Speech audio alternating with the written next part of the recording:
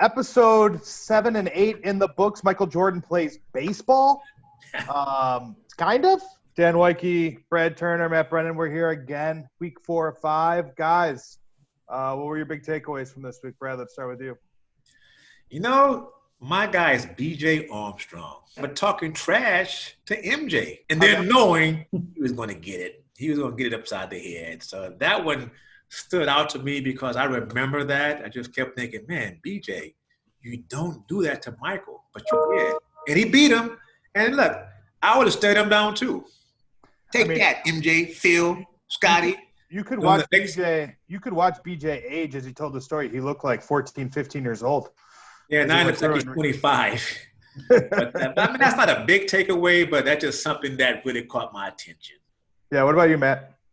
I mean, I think that this one is kind of obvious, but I don't think it can be emphasized enough how unbelievably gargantuan a story it is to have the best player in basketball quit the game to take up a different sport, like at the peak of his powers. I just think that that is like the kind of thing where it's obviously been worked over so many times that it maybe doesn't feel as big anymore.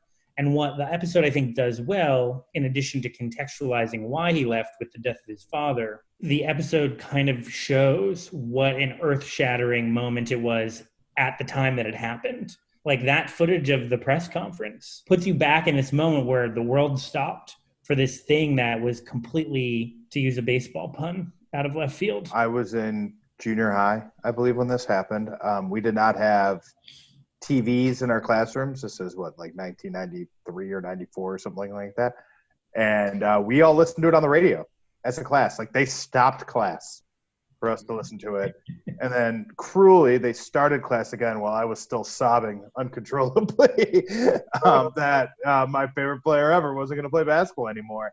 I think, Matt, you touched on it, right? Like this is what he does is bonkers, and I think it was kind of interesting to hear some of their rationale for the things they did for sending him to Double-A because they couldn't handle it in rookie ball. They couldn't handle it in Single-A. They had to go to bigger stadiums. The fact that him hitting 200 was viewed as such a victory. You dig into the stats a little bit. He hit 3 home runs only that year, but he stole like 30 bases. Pretty remarkable for a guy who hadn't played baseball since he was 14.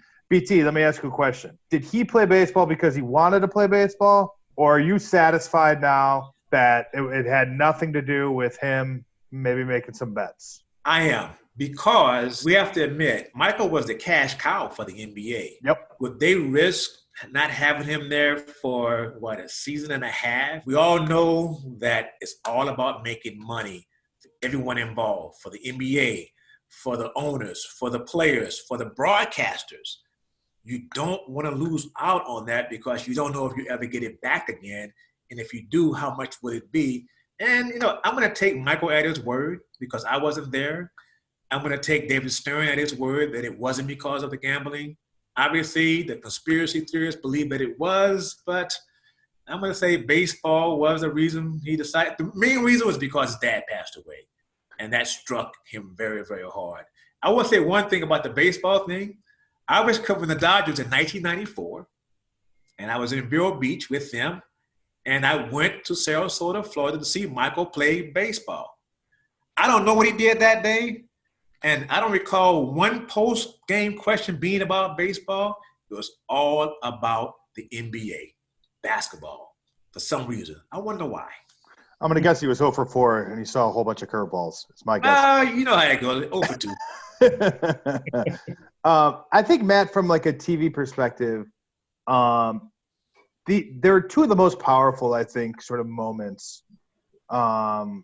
directorially. The way episode 7 ends with Jordan having kind of looked at himself a little bit internally and kind of being like, I need a break, right? Like seeing him crack a little bit, trying to come to grips with whether or not, what he did was cool or not, essentially, right? Like, was it all worth it? I think it was fun to kind of watch him ask himself that question.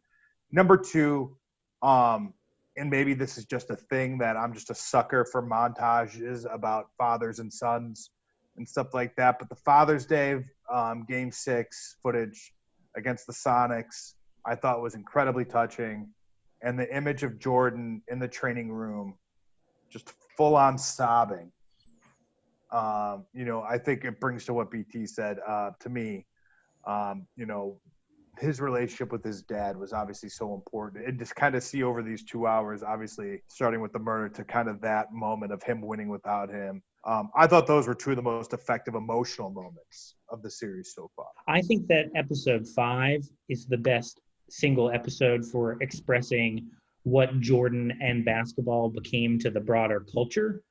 I think episodes 7 and 8 do the best job of showing why Jordan, the person, became such a compelling cultural figure.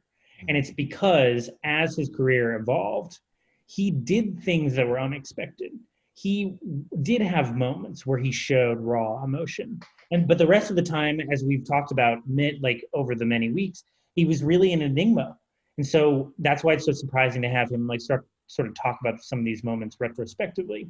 Jordan became this, and I think these episodes do a really good job of laying it out, became this mythic figure, not just because he was great at basketball, but because he did that sort of dance that the great icons of sport and television and film do, where he gives you a little glimpse of sort of his inner workings, and then he closes you out just when you're ready for more. All right, BT, you already said BJ was one of your favorite moments. Let's get an MVP from you from this week, and something that you're going to take with you as you kind of think about this as we head to the finale. Well, I have a different MVP, Steve Kerr.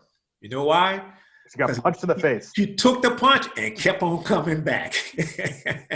And he's still talking about it. That's my MVP. And he hit the big shot for them, right? So it showed that he was willing to understand what Mike was all about, to not only take that punch to the face, but to deliver and kind of maybe not forget about what Michael did, but sort of embrace and understand what Mike was all about, and to join in and to become a good teammate. And now he's a great coach. Matt, what about you? I'm going to say that mine is Warner Brothers. One, for making Space Jam one of the iconic movies of my youth. And two, for building Jordan Arena on the Warner's lot so that he could practice over the summer that he was shooting Space Jam to sort of get back into, tip-top shape.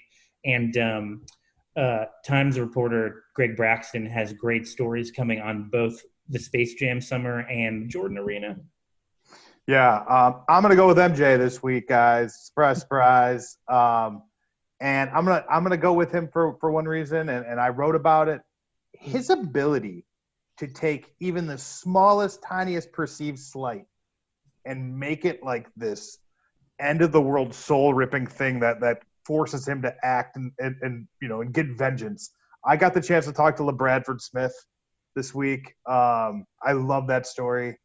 That David Aldridge tells at the start of episode 8 about kind of the 2-game rivalry with a player who was out of the league in 3 years. And LeBradford was great. I encourage everybody to read that story. But I think that's been a really kind of fun thing to watch Jordan, as we kind of, have complained maybe a little bit about his sort of overall control of the messaging here. I do think we've got a real great sense of his pettiness. And we've seen it, whether it's with Isaiah Thomas, Dan Marley, Jerry Krause, old coaches, old teammates.